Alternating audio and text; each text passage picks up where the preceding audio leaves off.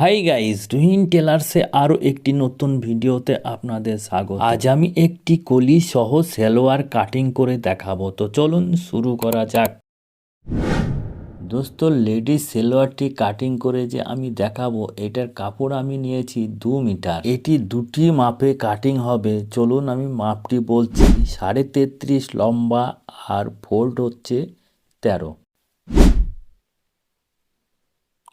এরপর দেখুন, কাপড়টাকে আমি কাটার জন্য এরকম বিছিয়ে নেব। ওপরটা সিধা, আর সিধাটা সব সময় ভিতরের দিকে নেবেন। এই দেখুন, আমি যেরকম নিচ্ছি এরকম ডবল ভাঁজে নেবেন। সিধাটা ভিতরে থাকবে, উল্টোটা ওপরে। তারপর এরকম আপনারা আরেকটি ভাঁজ করে নেবেন।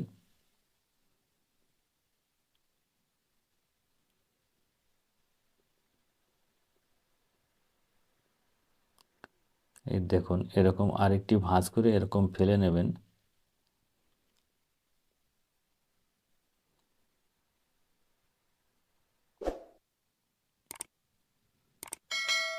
এরপর দেখুন, এরকম নখ মেরে নেবে। তারপর নিচে কাপড়টা সমান করার জন্য একটি মার্ক করে নেবেন।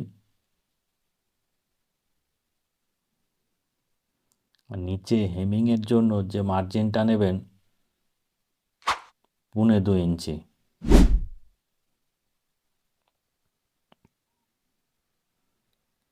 এখানে একটি মার্ক করার পর এবার আমি লম্বার মাপটি দেবো। দেখুন, লম্বা আছে 33.5।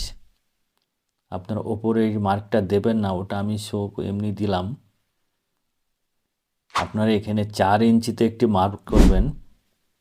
ওপরে যে পটিটা কাটবো, এই পটিটা 5 ইঞ্চি রেডি রাখবো।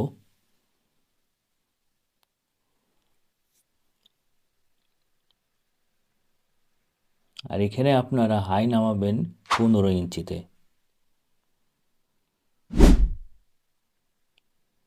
এরপর এই মার্কগুলো আমি সিধা করে নেব। দোস্ত, সালোয়ার কাটিং খুবই সহজ, একেবারে পানির মতো।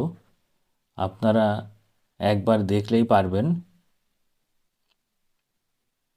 এরপর দেখুন, ফোল্ড আছে 13 আর 1 ইঞ্চি মার্জিন নেব।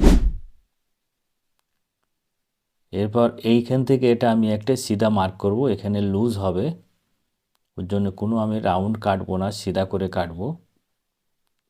এই দেখুন, আমার মার্ক করা হয়ে গেল। এরপর আমি কাটিং করব। এটা কত ইজি দেখেন। এই দেখুন, এরপর আমি এই মার্ক করে আমি কেটে নেব।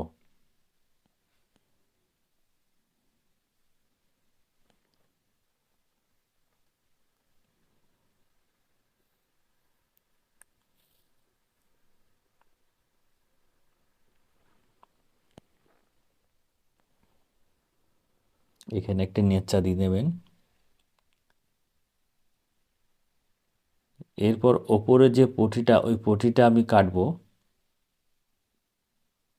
এই দেখুন, এই কাপড়টা এরকম আমি ভাঁজ করে নেব, সিধা দিকটা ভেতরে রেখে।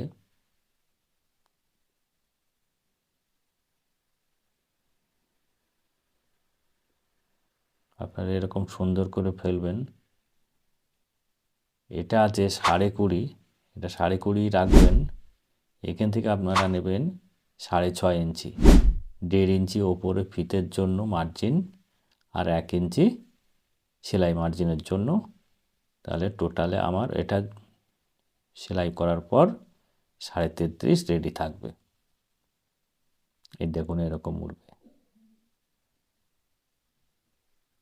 এই কাপড়টা এক্সট্রা নেওয়া হয়েছিল।